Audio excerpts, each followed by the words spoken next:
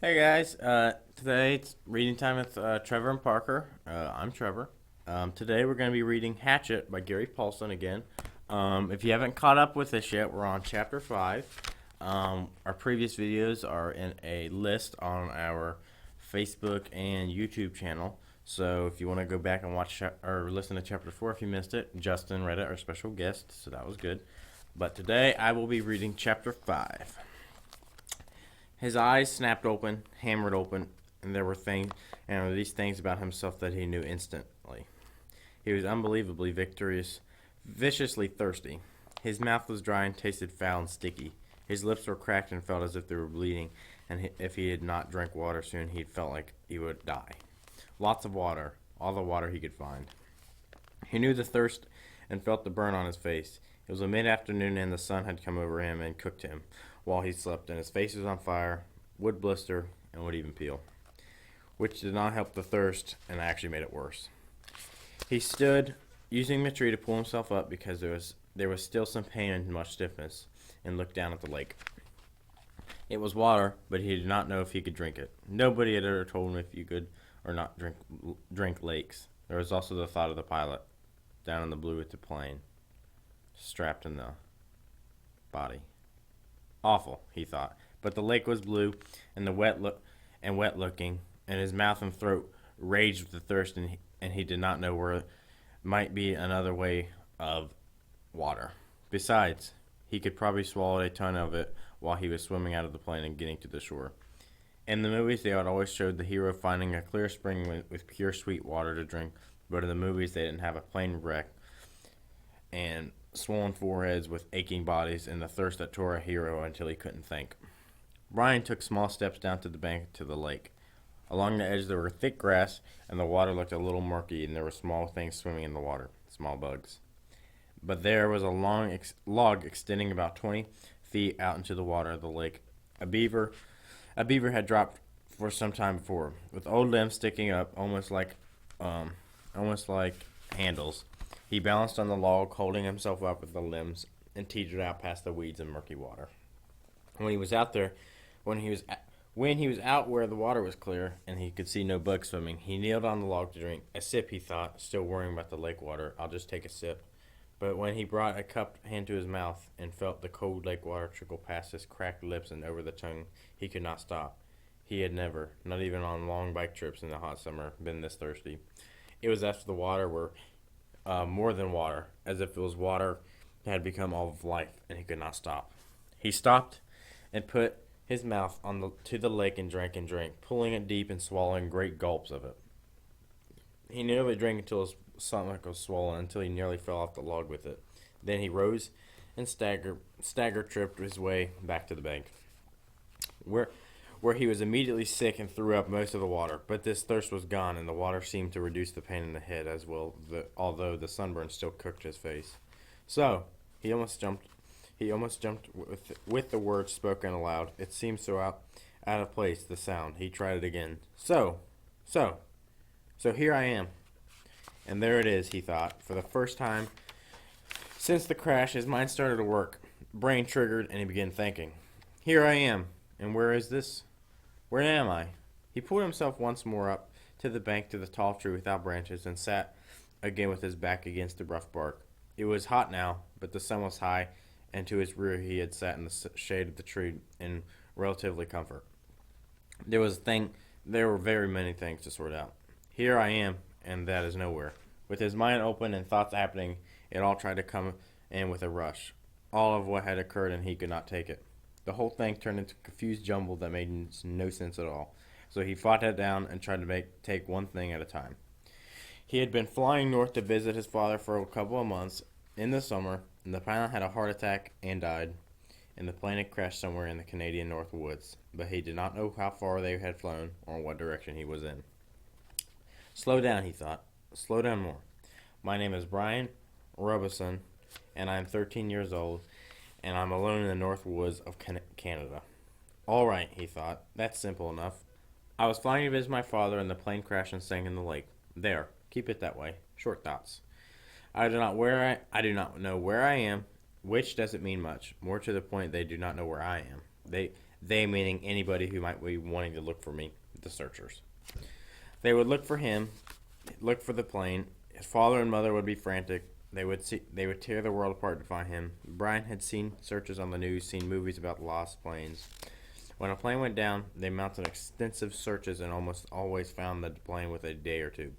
Pilots all filed flight plans, a detailed plan for where and when they were going to fly, which all the courses explained. They would come, they would look for him. The searchers would get government planes and cover both sides of the flight plan filed by the pilot and search until they found him. Maybe even today they might come. This was the second day after the crash. No, Brian frowned. Was it the first or second day? He asked himself. They had gone down in the afternoon. He had spent the whole night out cold. This was the first real day, but they could still come today.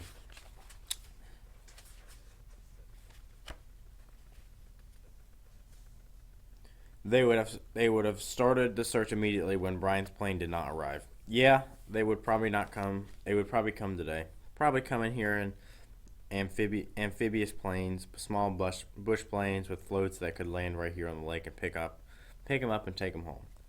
Which home? The father home or the mother home? He stopped the thinking. It didn't matter. Either one to his dad or back to his mother. Either way, he could probably be home by late night or early morning, where he could just sit down and eat a large, cheesy, juicy burger with tomatoes and double fries with ketchup and a thick chocolate shake. And there came hunger. Brian rubbed his stomach. The hunger had been there, but something else. Fear, pain, had held it down. Now, with the thought of the burger, the emptiness roared at him. He could not believe that hunger had never felt this way before. The lake water had filled his stomach, but he felt hungry and now demanded food, screamed for food. And there it was. He thought, absolutely nothing to eat. Nothing. What did they do in the movies when they got stranded out like this? Oh, yes. The hero usually found some kind of plant that he knew was good to eat, and that took care of it. Just ate the plant until it was full, or used some kind of cute trap to catch an animal and cook it over a slick little fire, and pretty soon he had a full 8-course meal. The trouble, Brian thought, looking around, was that all he could see was grass and brush. There was nothing obvious to eat, and aside from a million birds and the beaver, he hadn't seen animals to trap and cook, and even if he got one somehow, he didn't have the matches, so he couldn't have a fire. Nothing. It'll keep coming back to that. He had nothing. Well, almost nothing, as a matter of fact. He thought I didn't know what I had or haven't had. Maybe I should try and figure out just how I stand. It will give me something to do, keep me from thinking of food until they come to find me. Brian had once had an English teacher, a guy named Perpich, who was always talking about being positive, thinking positive, staying on top of things. That's how Perpich had put it. Stay positive and stay on top of things. Brian thought of him now, wondered how to stay positive and stay on top of things. All Perpich would say is that I have to get motivated. He was always telling kids to get motivated. Brian changed positions so he was sitting on his knees. He reached into his pocket and took out everything he had and laid it out on the grass in front of him. It was pitiful enough. A quarter, 3 dimes, a nickel, and 2 pennies. A fingernail clipper, a billfold with a $20 bill in case you get stranded at the airport in some small town and have to buy food, his mother had said, and some odd pieces of paper. And on his belt somehow, still there, the hatchet his mother had given him. He had forgotten it and now reached around and took it out and put it into the grass. There was a touch of rust already forming on the cutting edge of the blade, and he rubbed it off with his thumb. That was it, he frowned. No, wait. If he was going to play the game, might as well play it right. Perpich would tell him to quit messing around. Get motivated. Look at all this, Roberson. He had on a pair of good tennis shoes and now almost dry socks, jeans, underwear, and a thin leather belt and a t-shirt with a windbreaker so torn it hung onto him in tatters. And a watch. He had a digital watch still on his wrist, but it was broken from the crash, the little screen blank.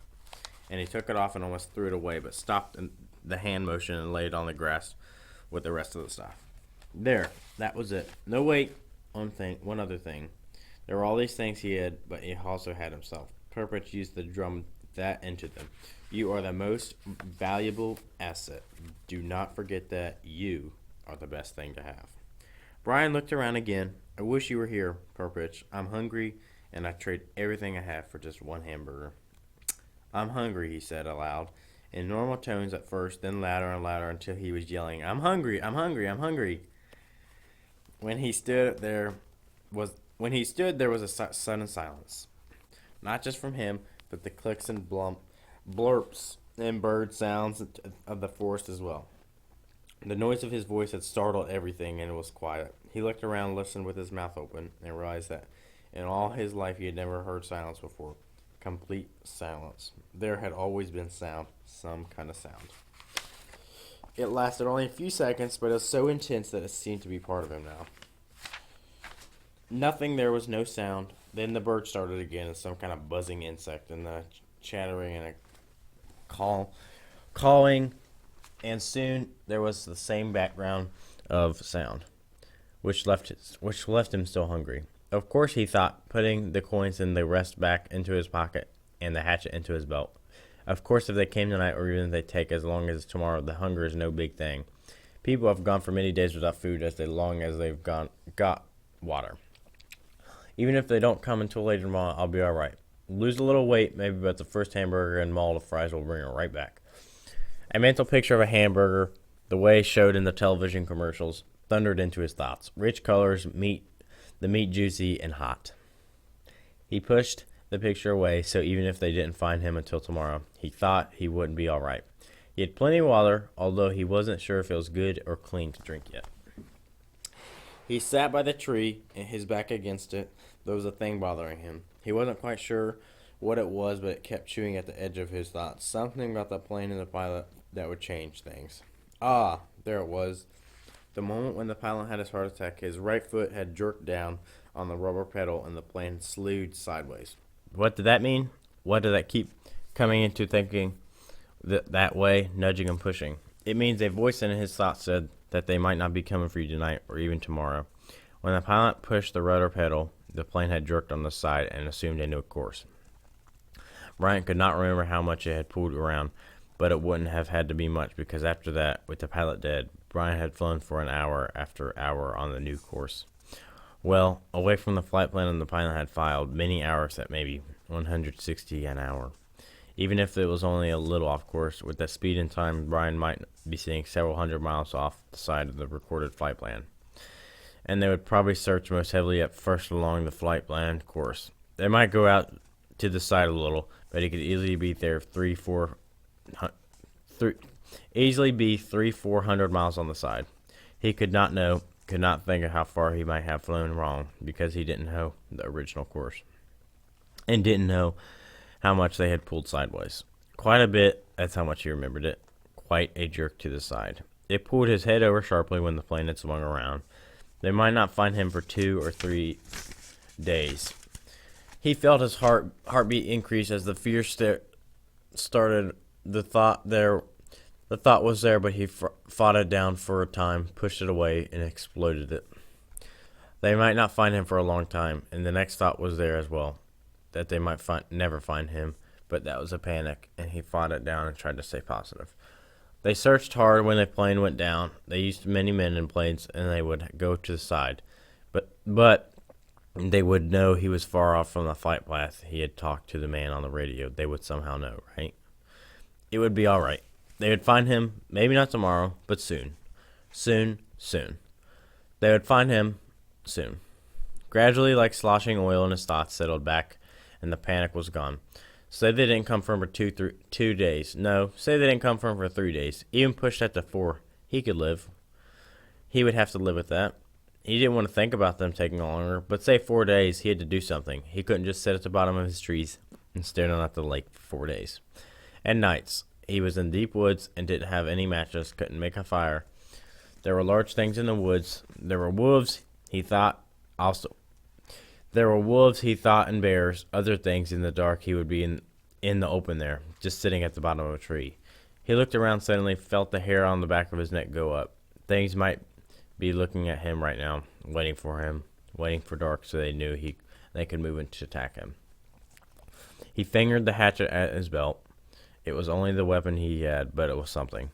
He had to have some kind of shelter. No, make that more. He had to have some kind of shelter, and he had to have something to eat. He pulled himself to his feet and jerked the back of his shirt down before the mosquitoes could get as it. He had to do something to help himself.